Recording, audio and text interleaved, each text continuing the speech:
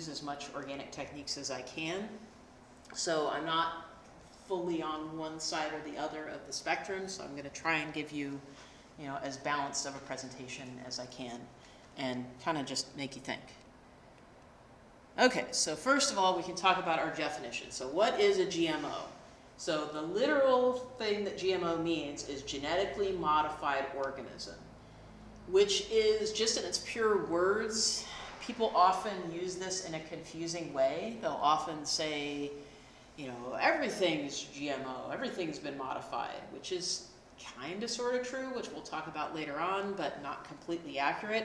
So I've got a picture here. These are glowfish. This is actually a GMO animal, and I'm mostly going to focus on plants because that's kind of my background and because I didn't want this talk to be 2 hours long. So GMOs are just anything. Typically what that means is it's been modified in the laboratory. So some kind of typically foreign DNA has been added. So rather than through normal breeding or through mutation. That's usually how it's defined. Now I've got bioengineered in bold there. That's because what's going to happen in the next few years is, as far as regulation goes, that's the term that's going to be used on labeling and stuff. Although you'll definitely still see GMO stuff, see GMO things. So how are GMOs made? So this is actually a picture from my research, and this is where I cloned a gene. So we took a gene. Originally, one of the other lab members isolated this particular bacterium up here. We call it C36 for short. It comes from soil, and it has an enzyme that takes starch and turns it into something called cyclodextrin. It's not super important to the talk, but basically it can break down starch. So hopefully all of you, or at least many of you, may remember that starch, if you put it in the presence of iodine, it turns blue. It turns blue. So if you don't have starch, guess what happens? It turns white. So basically this is breaking down starch. You can kind of see it here, but basically the edge of this bacterial colony right here, it's pretty big. There's basically a clear zone. So that's because it's making this enzyme, and the enzyme is breaking down starch. So down here, this is kind of normal E. coli. So notice it doesn't have a clear zone. So this one over here, I took this gene, I put it into this E. coli bacterium, and now, voila, over here, it has a clear zone because it is able to express this particular gene. So that is one of the ways that you can make a genetically modified organism. That's a very simple one that gets done in the laboratory all the time, just to move a gene from one bacteria to another. That's done in research. That's pretty commonly done. So you're going to move a section of a DNA, you're going to put it into a new organism. It's a little more complicated than that, but again, I don't want the talk to be an hour long. Now, how are GMO plants made? So if we're going to do this with plants, what we usually use is this bacterium right here. So we call this Agrobacterium tumefaciens. So essentially what this bacteria is, it is a natural genetic engineer. It does this in nature. It goes around and sticks its DNA into plants. Now, in nature, what it normally does is it causes a tumor. And of course, we wouldn't want any of our plants to have tumors all over them. That's not useful and it's not helpful. So basically when people figured this out, kind of around the mid to late 70s, they took out the genes that actually cause the tumor. There are genes that actually express plant hormones. Those of you from botany may remember that. So things like cytokinins and auxins, and so it just makes the cells grow like crazy. And that's a nice, happy place for the bacteria to live.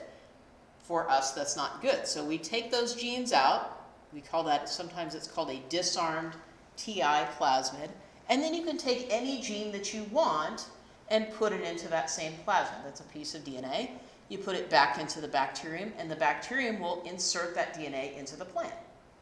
Just naturally. That's what it does. That's what it does in nature. So this is actually, again, from my research. So these are some chunks of tobacco leaf with some plant hormones to help them develop, but they were grown with this agrobacterium. And the agrobacterium takes that same gene that I showed you in the bacteria, puts it into those plants. Eventually they will produce shoots. I take those shoots, I cut them off, and then they produce roots, and then they grow into normal plants. That's how they're made. So it's relatively straightforward. Once that happens, you're going to do something else. So you're going to take what you get from those plants, you're going to grow seeds, and then you take these seeds, and usually what you're going to do is you're going to put them on a plate and you're going to screen them.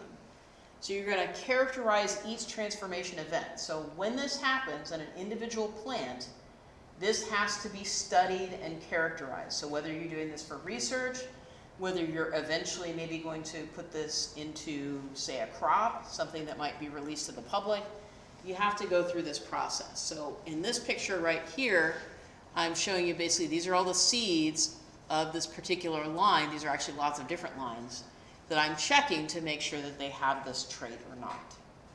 So that's what we're doing. Then we take this thing and then we're going to put it in a greenhouse and typically grow more seeds out of it. So what is a transgene? So when we talk about a GMO, usually it will have something called a transgene. So when you think of the word trans, usually that means something that's a little different than what it started with. So transgene is just a gene that has come from another organism. So I've got a picture here. This is a pepper plant. So this includes a transgene called GFP, or green fluorescent protein. So this one's very commonly used in research. It's mostly just to say, hey, this thing is transgenic. Because if you don't know any better, it's hard to tell if you just look at a plant whether it has a transgene or not. So this one, basically you can see here, it's glowing green. Now, it only grows green when you've got blue light or ultraviolet light.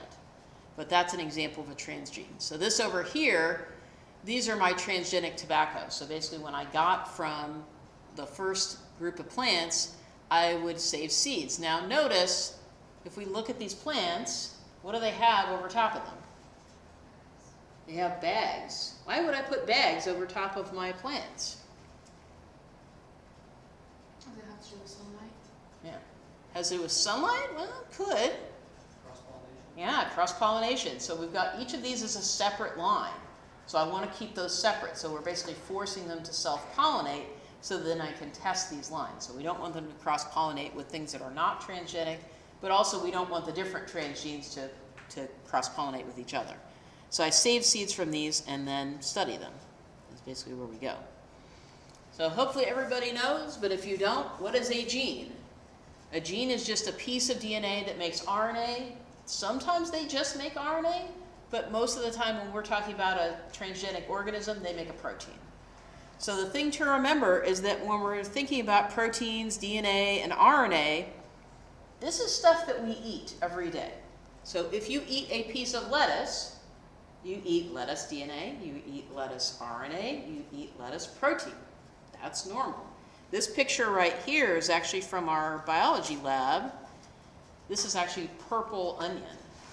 So if you can look very carefully, which it doesn't show up super great, you can kind of see those faint round things. Those are the nuclei in the onion. So if you eat onion, you eat onion DNA, onion RNA, onion protein. Just normal stuff. If you eat beef, you're going to eat cow DNA. It's just normal things. It kind of grosses us out when we think about it that way, but that's what our food is like. That's what we do. So why do we do all this? Why do we make transgenes? Why do we bother with doing this transgenic stuff? Why don't we just do the breeding thing and not bother with this? So one of the big things is pest or virus resistance. Usually you do this because you cannot find a wild relative or some related species that has that trait. That's usually why you do this in the first place. You're trying to do something that basically you can't do through breeding. That's usually why.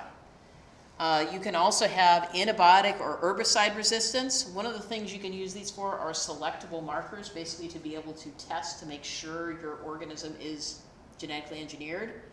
You can also do increasing nutrition. So this is one of the new things, newer things that people have been doing with GMOs. They say, okay, we want to make GMOs that actually people want to eat. Because some of the first GMOs have been done basically to make it easier for farmers to grow. You can also just make things different colors, because people are like, colors are fun. That's basically what the glowfish are. It's like, hey, let's make something that's pretty. Most of the time, those are done in research to basically identify kind of the parts of cells or the parts of organisms where something is having some kind of activity. So most of the time that's done with research, but sometimes it's just for fun. So I've got an example over here. This is cotton. Now most of the cotton, if you're wearing cotton clothing, it's probably come from Bt cotton. So Bt is a gene that comes from a soil bacterium that is insecticidal. So it actually kills insects. Now it's very, very specific. So each form of Bt, one will only kill either beetles, there's another form that will kill caterpillars, and then there's another form that will kill mosquitoes. And it's harmless to mammals like us. If we digest it, it's not toxic. But to those insects, it is. So it's a very, very useful trait. So it's become very, very popular. There's a nasty pest that attacks cotton called boll weevil. And that boll weevil is a type of beetle. So when you have this Bt, basically the boll weevil tries to eat it and it dies most of the time. Most of the time. So here's another example. So this is papaya. If you get a papaya from Hawaii, odds are very, very high that it's probably transgenic. So they were growing papayas, this is kind of back in the 80s or so, and they got a viral disease, and the virus was killing basically all of the trees. It turns out if you take a little piece of that, and not the whole virus, just a teeny piece of this plant virus DNA and put it in the plant, it makes the plant immune to the virus. So that was actually done. Now, of course, we eat plant viruses all the time. They are harmless to us. They are only things that are going to infect plants. We are way too different to be harmed by them. But that's how the virus-resistant papaya was made.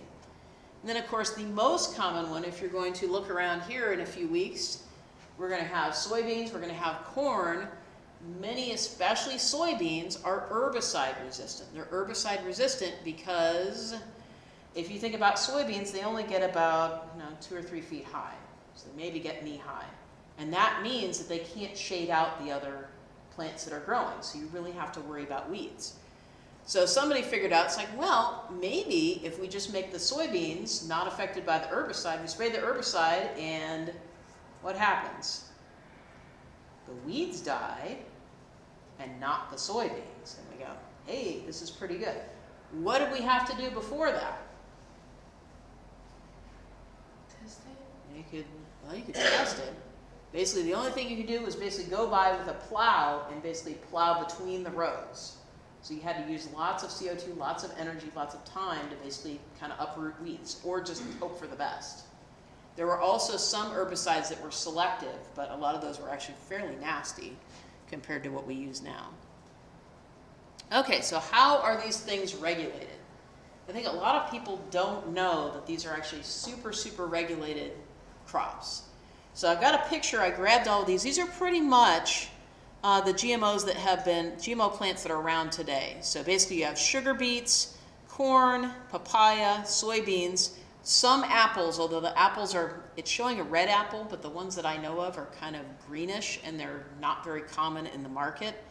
We've got alfalfa, cotton I already mentioned, canola, potatoes, although not very many of those potatoes, and some squash. This is a squash that's virus resistant.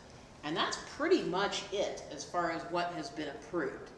So you have to typically go through the USDA, the FDA, the EPA, and usually this can take 20 years for an individual plant that is genetically engineered to be approved. And each event, meaning each transformation event, basically one gene got inserted, that event is approved separately. If you have a separate event, you have to go back through the regulatory. Now, usually it doesn't, if it's exactly the same gene, it may not take the 20 years again, but it takes a lot of time. I think the estimate was about $115 million to basically release one of these things. So this is one of the reasons why there aren't very many, and when you go to the store and you see GMO free all over everything, well, that's easy because there aren't GMO versions of most of the plants that are out there. Okay, so why do people dislike GMOs? Of course, I'm relatively comfortable with them, but I can understand why a lot of people have issues with them. So probably number one is people just feel like there's an ick factor. It's sort of like, you took a gene from this and you put it into this, and I don't know, I just don't feel good about that. A lot of people feel that way, or they'll say, that's unnatural. You're playing God. You shouldn't be doing this. This is bad stuff.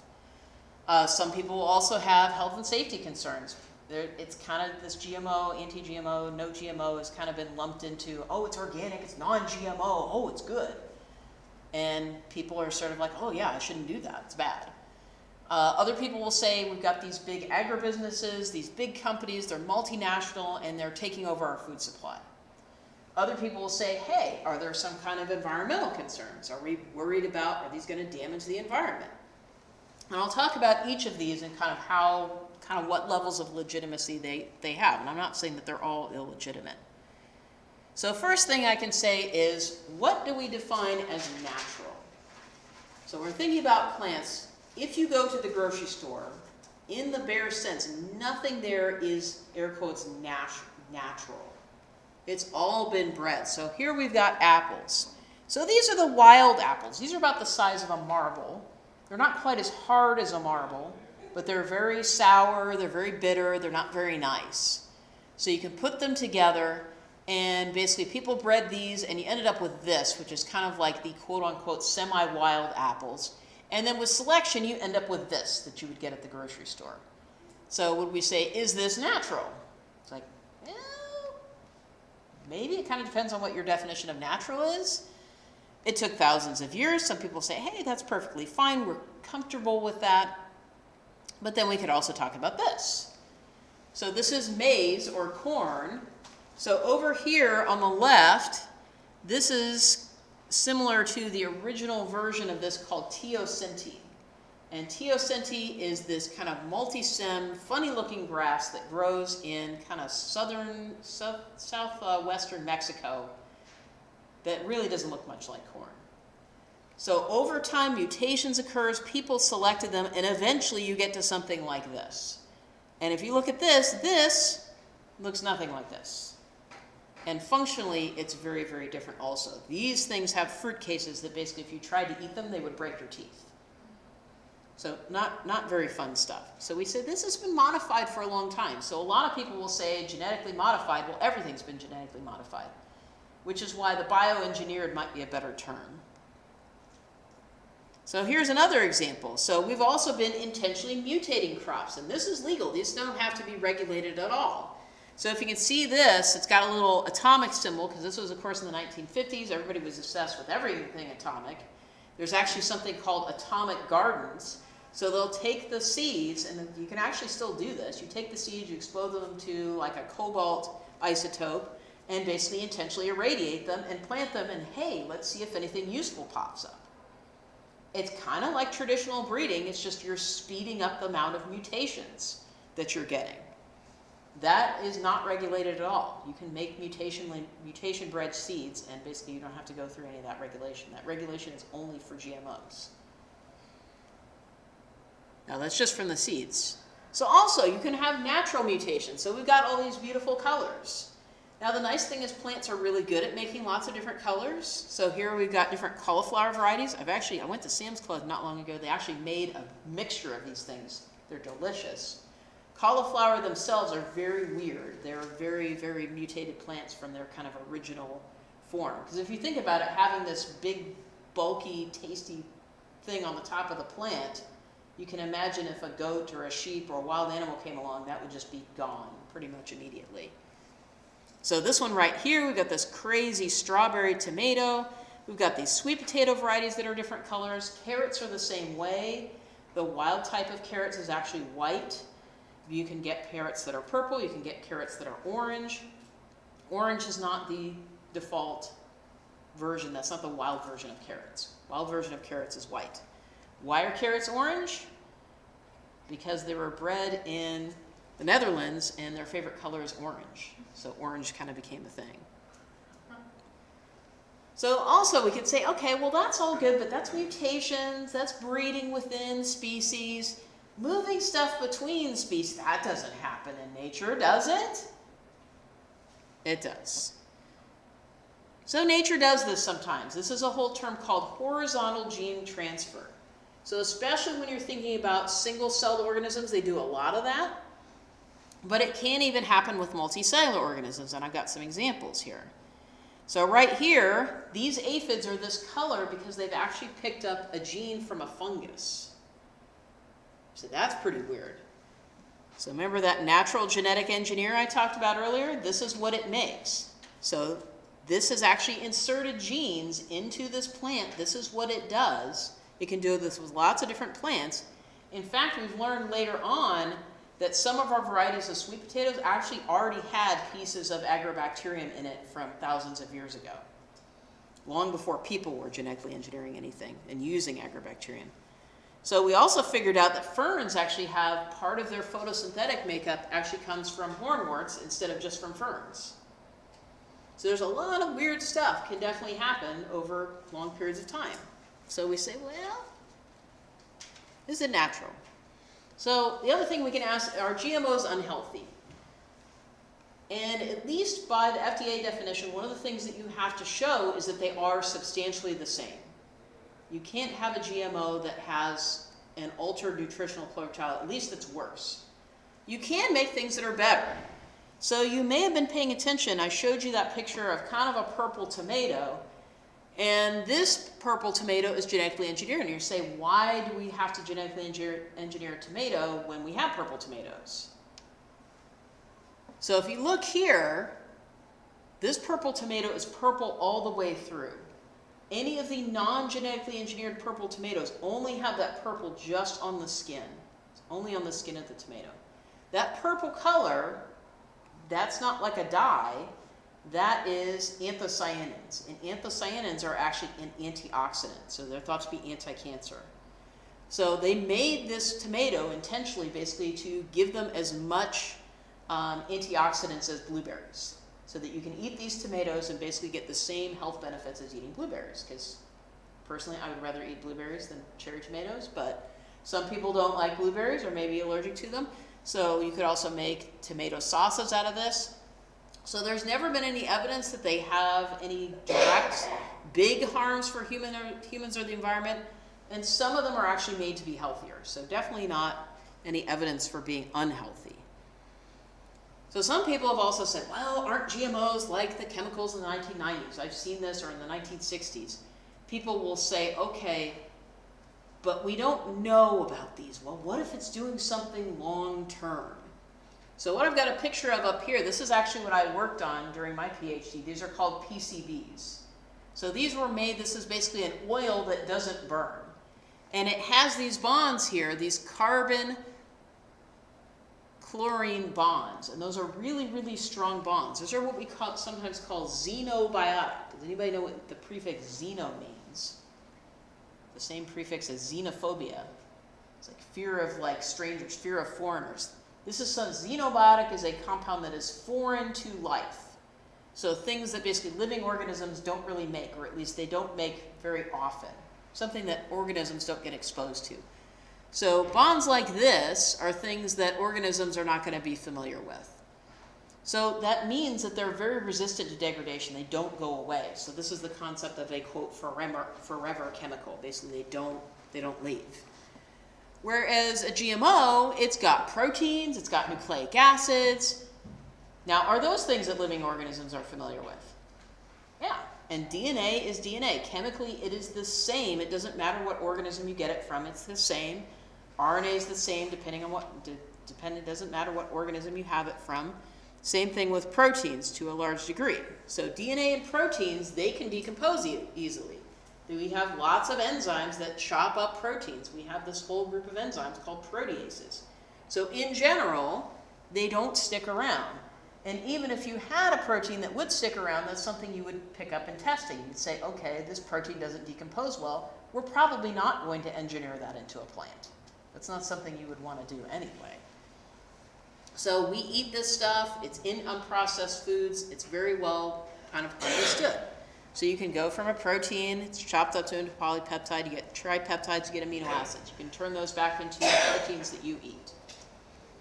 So it's perfectly, not going to stick around. So we can say that. What about the multinationals? So we've got these big companies. The big one right now is Bayer. Bayer actually bought out Monsanto, which was kind of the bad word in the GMO community for like a really long time. So one of the issues is that genes can be patented. So with that purple tomato, I was like, I really want to grow this, and I would like to have some of these purple tomatoes. Well, the problem is, as I said, one of my other hats is I grow farm tomatoes, and you're actually not allowed to sell those tomatoes to the public under their license. You also can't save seeds from them and then sell the seeds. Well, I might not intentionally do that, but of course, could pollen move from my purple tomato to one of my heirloom tomatoes? Sure. So I was kind of like, well, I don't really want to have to worry about that essentially contaminating my tomato seeds that I'm saving and then have somebody turn around and try to sue me over it. So I was like, well, I don't really want to grow those for that reason. So that's the problem with the patent. So the other thing was, if you went to go buy those seeds, guess what? It was $20 for 10 seeds. $2 a seed. Wow, that was pretty impressive. They've actually quit selling them for now, at least for this season. But if you think about it, when I talk about the time and expense it takes to make one of these things, it kind of makes sense that these big multinationals are doing it. And, you know, their motivations, I don't know. But we do have the case of golden rice. So if you've never heard of golden rice, this again, it took about 20 years for this to actually get into production. It seems like forever. So this was actually made by a nonprofit. So this was made intentionally to basically help people. Because in a lot of Southeast Asia, a lot of people, they don't get proper nutrition and they can actually get a form of blindness from not getting enough vitamin A. Most of those people also eat rice almost every day. So somebody said, well, plants can make provitamin A, but for whatever reason, the rice doesn't make it in its kernels. So they said, well, we're pretty smart with the biochemistry stuff. They took a few genes, one from a bacterium, I think one was from a daffodil, basically put them into this particular rice plant and was able to get it to produce beta-carotene in the kernels so that people could then eat this rice and then get their provitamin A. A lot of people, unfortunately, had some issues with this. A lot of fields actually ended up getting destroyed and burned because people thought this was a bad thing for whatever reason. They was like, oh, this is some kind of Trojan horse for the bad GMO stuff. But it was originally made by nonprofits to help people. That's why it was made. So not everything comes from a big multinational. So you might say to yourself, well, are there GMOs in my food? So if we talk about those big crops that we talked about last time, just a second ago, if it's corn, if it's soy, odds are it's probably genetic engineered. So what's the label? So notice if you look at the bottom, it says contains bioengineered food ingredients. So for a long time, they resisted labeling for all kinds of different reasons. They said, well, we don't want to label this. So it just became effective in 2023 of December of 2023. It's going to be mandatory in 2025. So some people will say, you know, maybe this will confuse people. Do they really know what this means? Is it going to scare people? Maybe, but now it's basically the law, and some people feel this makes them more comfortable with it. So briefly, I can talk about CRISPR. So some of you may have heard about CRISPR. So the interesting thing with this is it's often used really not to bring in foreign DNA. And because of that, it's often it doesn't have to be regulated, at least under current rules. Essentially what it can do is it can do the same thing mutation breeding would do, except very precisely. Instead of just like, hey, we're just going to shoot some radiation at some seeds and hope it makes what we want, we can say, okay, we know what gene we want to knock out. We know enough about genetics to say, if I knock out this gene, it's going to do this good thing for this plant. So that's the example. So right here, this is basically the protein. You can guide it with this particular piece of RNA. It will come in here, cut the gene, and when it does that, it will basically try to repair it. When it does that, it usually breaks that gene. So that generates something that we call a knockout. So the gene is basically intentionally broken. So you can do this in research, but you can also do it with foods. So I've got an example. These are some crop projects that are out there. Now, they have not been released yet, but these are things that are being worked on. So these are basically the genes that they're basically going to go back and break. So right here we've got maize. So there's this parasitic plant called striga, which basically attaches its roots to the maize plant. It's a really bad thing in Africa. It causes a huge amount of crop loss. So it turns out there's a signaling molecule that weed requires to sense where those roots are. Well, if you can just delete that signal, weed can't find the corn. So that's one of the things that they're trying to do, is basically any time where we can just delete a particular gene, you can do that. So it's pretty neat. Okay, so the question is, after saying all of this, are they just a tool? I mean, I would argue yes, but that doesn't mean that there's no risk associated with them. So every tool has a risk associated with it. A car is a tool. Does it have a risk associated with it? Sure. You can hurt yourself. You could potentially hurt something else. You could run over a tree, a car, another car, a dog, something. So something can happen. So GMOs, as far as human health, I don't really see there being a whole lot of risk, at least the ones that are currently available. And generally they're pretty well regulated. There's a lot of testing that goes into them.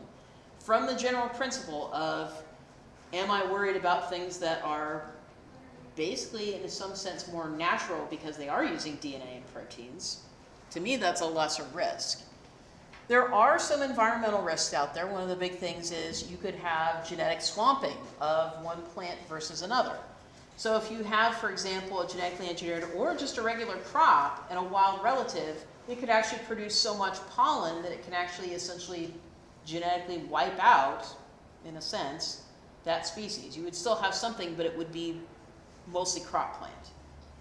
But we've seen that with non-engineered stuff. So probably another thing I've talked about, so patent genes are kind of a big issue. So you can have issues with lawsuits. Pests and weeds can evolve resistance. So this is one of the big issues we have here. So we've got this amaranth species that on its own, without any genetic engineering, just from the selective pressure of just spraying this herbicide, it's evolved resistance. So then what do you got to do? You got to find another herbicide. So basically now they have to have different herbicide resistance. They have to keep rotating the herbicide so they can try and reduce the amount of resistance. That's also happened with the Bt cotton. So those beetles have actually evolved some resistance to that Bt toxin. So things that can happen. There are also newer technologies that may be a little more problematic. Gene drive might be one of them, which, like I said, I don't really have a whole lot of time to talk about, but it's one that could be an issue. So can they help? Say, well, there are some risks. So we could potentially increase global food production. In fact, we've already seen this. So this is from a meta-analysis in 2014. So we've seen here, we're definitely getting a yield increase. The other thing is, notice what happened. Pesticide quantity actually went down. Pesticide cost went down because they're not using as much. So people are saying, oh, they're making all these pesticides. Mostly what's happened is we have a reduction in insecticides, which are usually worse for the environment versus herbicides, and kind of an increase in herbicide. That's pretty much what we've seen. So production costs went up a little bit, farmer profit has gone up. That's why farmers are using these things. So you can, we already showed you increasing nutrition. We can actually restore species that were damaged by invasive organisms. We can produce bioplastic, biopharmaceuticals, all kinds of different things that haven't really been done yet. So there's a lot of power in this technology. There are some drawbacks, but I think the positives overall kind of outweigh the negatives. So especially in this area, so GMO technology could potentially restore an endangered species. So I've got the American chestnut here. It got wiped out by a fungus that was brought in by people from Asia. Nobody's ever found any resistance in the American chestnut. Does not exist. So when you say, well, we don't have this resistance, you can do one of two things. You can cross with a related species, which we do have, but it's been very difficult because there's many genes that are involved, or you can take a gene from something else. And that's actually what this picture shows here. So this is an inoculated stem lesion. So notice this one on the right, it's almost all rust colored and dead. This one over here, it has a gene from wheat. So we've got this gene from wheat and can actually allow this chestnut to survive this. We say people eat wheat all the time. It's a perfectly good thing to use. So my question is for you. Do you have any questions? On the last slide, you talked about the chestnut trees. The same thing worked for like sequoias and the bark beetle. Like, I don't know if you're Potentially. I didn't know that sequoias were suffering for the bark Yeah, beetle. a little bit. Like it's kind of starting because they've kind of ran through everything that's in the sequoia forest that's not a sequoia. So Yeah, it's definitely, there's a lot of tree species out there that are actually suffering from the same thing. Dutch elm disease, the emerald ash borer. There may be some natural resistance in the emerald ash borer. It's, you know, it's not something you want necessarily to be your first choice, but, you know, if you don't have anything else, there's no resistance, there's nothing you can do. It's like, well, you better do this, at least in my opinion. Some people will say, no, there's gotta be natural resistance there. Maybe we should mutate it more. Maybe it will show something, but yeah, definitely. Mm-hmm. So you were talking about earlier how they were changing the name GMOs to bioengineered Yeah. organisms. You think that they're doing it in a way of trying to like help promote for food and stuff? Or do you think that it was just like It may be that, like I said, there's a lot of people out there that have kind of taken that genetically modified. They're like, well, everything's genetically modified because, you know, apples have been modified. So it's like if you take the bare meaning of it, it makes sense to not use that because it's a little bit confusing. Versus bioengineered, it's like, okay, I've genetically engineered, I've done something a little bit different than one would do with just breeding or mutation or something else. do you think like if they did that without telling anybody directly, do you think they'd be upset, like I guess the people or the consumers? You mean engineering something, or you mean just changing the Like name? changing kind of like the name and like the term that the common people would know? I Yes, about it? mean, that's what's on the labels right now, so they kind of just did it. But of course, there's that other quote unquote a non-GMO project. It's not really quote unquote. They have the non-GMO project, and they put their labels all over everything. So also, if you wanted to avoid GM products, you can just buy organic. Organic, by definition, is not allowed to use GMO. I kind of feel like that seems a little short-sighted to me because you can actually make those kind of work together, but currently that's the way the law works on our organic. Do you think that GMO like animals and animal products are just as safe to use as plant products, or do you think there's a difference between them? It depends. People typically have a lot more issues with animals because I think people feel like there's a lot more kind of, you know, potentially maybe physical problems for the animals to have a genetically engineered gene in them. I know that they did, I think we talked about in class, the pigs that were basically modified. I mean, at least in that case, I see a lot of benefits coming from it. There was a genetically engineered pig that they had that actually reduced the amount of phosphorus that was in the manure. But that's actually doesn't exist anymore because no one would buy it. And so basically they had to destroy all the pigs. And I'm kind of like, that could have been really environmentally beneficial. I doubt it would have hurt the animals any. So it's anytime with these GMOs, I think it's kind of a case by case. Most of what's been done in plants seems to be at least pretty good. BT is a little bit of a kind of a silver bullet that can kind of get overtaken pretty easily. But with animals, there's so many things you could do. But yeah, it's definitely more, ethically it's a lot more kind of hit or miss, depending on what you're doing. Most of the genes they put into plants, you said, like, they don't have an effect on people because we're so much different biologically than plants. But in animals, they probably use, let's say, animal genes for the animals. Well, it doesn't really matter. We eat animal genes. If you eat animals, you're eating animal genes all the time. Yeah. So it doesn't really matter where the genes come from. DNA is DNA. Chemically, it's pretty much exactly the same. So it wouldn't, from a safety standpoint, it's not going to hurt you in terms of just eating genes and proteins.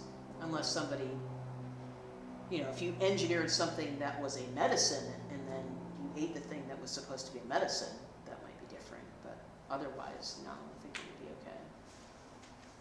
Mm-hmm. So you mentioned that thousands of years ago that our crops that we eat today have been modified. Mm-hmm. How is that modified? Is it naturally occurring? I mean, it's naturally in the sense of, you know, people are just selecting things, but there's mutations happening all the time. Like every organism's getting new mutations, so you're just looking for the mutations that are useful to you. So did they just like crossbreed the different species? Probably not intentionally. probably unintentionally, especially initially, because people didn't really understand genetics, and just stuff would pop up and they'd go, wow, that one's really cool. I'm going to save the seeds from that, or I'm going to graft that, or I'm going to propagate that somehow. That's useful. But yeah, probably not intentionally. Any other questions?